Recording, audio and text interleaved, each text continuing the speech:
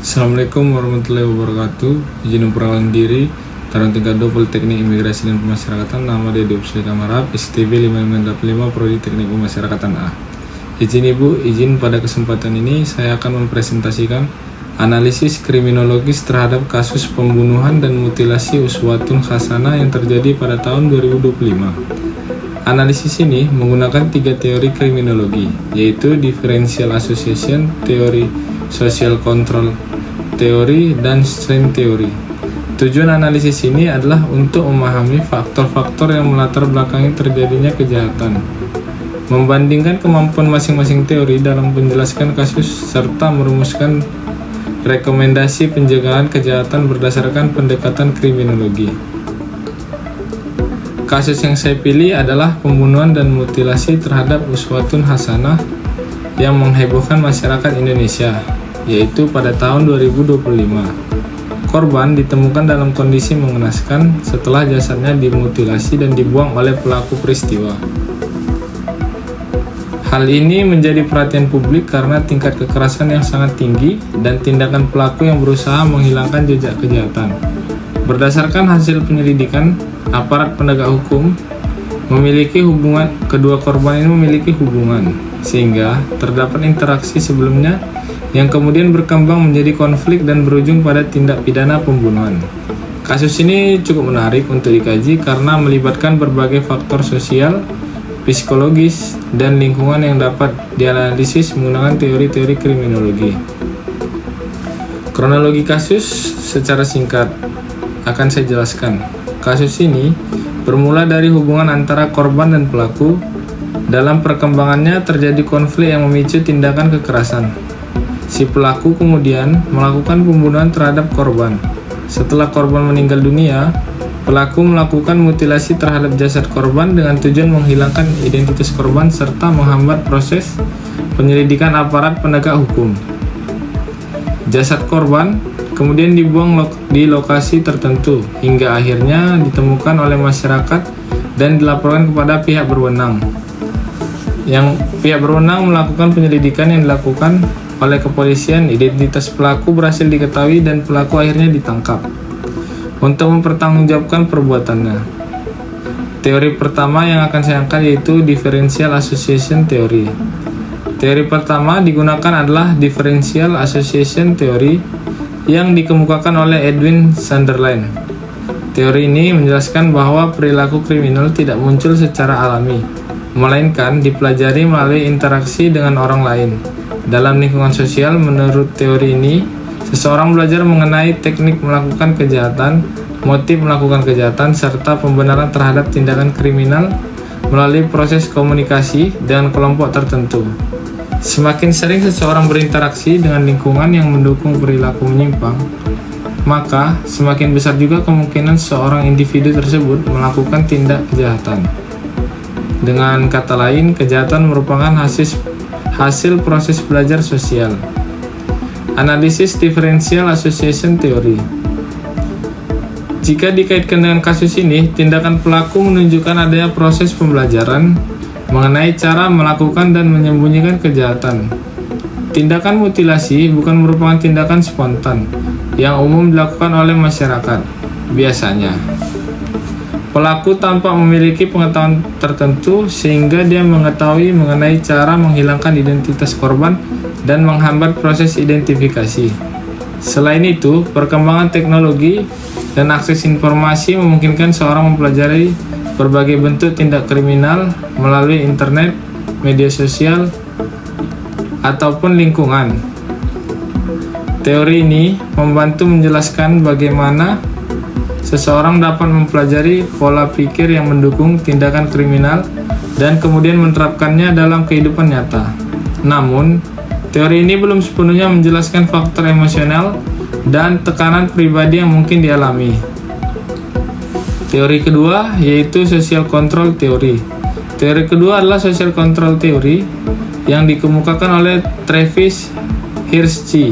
Teori ini berpendapat bahwa pada dasarnya setiap individu memiliki potensi melakukan penyimpangan. Yang membedakannya ialah adanya kontrol sosial yang menahan individu agar tidak melakukan kejahatan. Kontrol sosial tersebut meliputi hubungan dengan keluarga, komitmen terhadap pekerjaan atau pendidikan, keterlibatan dalam kegiatan positif, serta kepatuhan terhadap norma dan hukum. Ketika ikatan sosial seseorang melemah, maka peluang terjadinya perilaku kriminal menjadi lebih besar. Analisis social control teori. Dalam kasus ini, tindakan pelaku menunjukkan lemahnya kontrol sosial dan moral seseorang yang masih memiliki kontrol diri yang kuat. Umumnya akan mampu menahan diri, meskipun sedang mengalami konflik atau emosi yang sangat tinggi. Namun dalam kasus ini, pelaku tidak hanya melakukan pembunuhan, tetapi juga melakukan mutilasi terhadap korban. Tindakan pelaku tersebut menunjukkan hilangnya rasa empati, lemahnya keterikatan terhadap nilai-nilai sosial yang berlaku. Teori ini menjelaskan bahwa kegagalan fungsi kontrol sosial dapat menyebabkan individu mengambil keputusan yang bertentangan dengan norma hukum dan norma kemanusiaan. Kelebihan yang saya tahu dari teori ini ialah mampu menjelaskan mengapa sebagian orang tetap taat hukum, meskipun menghadapi masalah sebagaimanapun. Namun, teori ini belum menjelaskan secara rinci sumber tekanan yang mendorong seseorang melakukan kejahatan. Teori ketiga yaitu strain theory.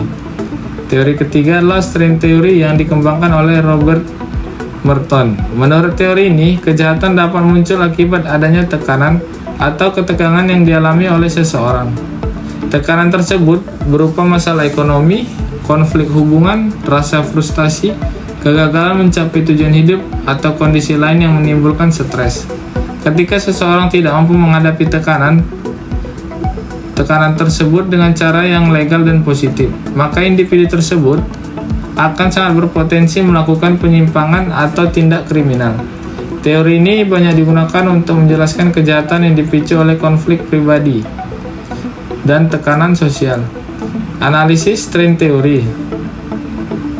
Jika dikaitkan dengan kasus pembunuhan Uswatun Hasanah, kemungkinan terdapat tekanan atau konflik tertentu yang dialami pelaku sebelum terjadi kejahatan. Konflik interpersonal yang tidak terselesaikan dapat berkembang menjadi kemarahan, kebencian, dan akhirnya memicu tindakan kekerasan dalam kondisi emosi yang tidak sangat terkendali. Seseorang dapat mengambil keputusan yang sangat ekstrim dan merugikan orang lain. Teori strain menjelaskan bahwa kejahatan dapat menjadi bentuk pelampiasan terhadap tekanan yang dirasakan individu. Namun teori ini memiliki keterbatasan karena tidak sempurna dan tidak semua orang yang mengalami tekanan akan melakukan kejahatan. Banyak individu yang telah memilih cara-cara legal dalam menyelesaikan masalah yang mereka hadapi. Evaluasi dan perbandingan teori. Dari ketiga teori yang digunakan, memiliki kemampuan menjelaskan kasus dari sudut pandang yang berbeda. Differential association teori menekankan proses belajar perilaku kriminal.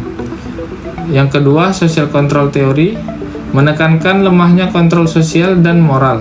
Sedangkan teori yang terakhir, strain teori, menekankan adanya tekanan atau konflik yang mendorong terjadinya kejahatan. Jadi, menurut saya teori yang paling mampu menjelaskan kasus ini ialah social control teori. Karena menurut saya tindakan pembunuhan, mutilasi menunjukkan kegagalan pelaku dalam mengendalikan perilaku dan mematuhi norma sosial yang berlaku. Walaupun terdapat faktor pembelajaran dan tekanan psikologis, lemahnya kontrol sosial tampak menjadi faktor dominan yang memungkinkan kejahatan tersebut sangat mungkin terjadi. Jadi menurut saya rekomendasi kebijakan berdasarkan hasil analisis saya, terdapat beberapa rekomendasi yang dapat dilakukan, yaitu yang pertama, memperkuat pendidikan karakter dan moral sejak usia dini. Dan yang kedua, meningkatkan peran keluarga sebagai lembaga pengawasan sosial pertama. Yang ketiga, memperluas layanan konseling dan kesehatan mental untuk membantu individu mengalami tekanan psikologis. Yang keempat, meningkatkan edukasi masyarakat mengenai penyelesaian konflik secara damai. Yang kelima, memperkuat penegakan hukum agar memberikan efek jera terhadap pelaku kejahatan berat. Dengan langkah-langkah yang saya jelaskan tadi, diharapkan potensi terjadi kejahatan serupa dapat diminimalisir. Jadi menurut saya, kesimpulannya, kasus pembunuhan dan mutilasi Uswatun Hasanah merupakan salah satu bentuk kejahatan yang sangat serius yang dapat dianalisis menggunakan berbagai teori kriminologi. Differential association teori menjelaskan proses pembelajaran perilaku kriminal. Social control teori menjelaskan lemahnya kontrol sosial yang dimiliki oleh pelaku.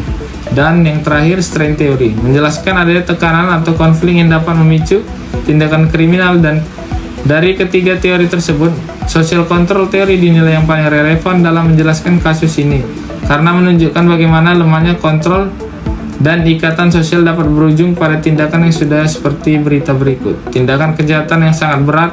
Demikian yang bisa saya sampaikan. Terima kasih atas perhatiannya, Ibu. Wassalamualaikum warahmatullahi wabarakatuh. Izin arahan dan Bu. Siap, terima kasih, Bu.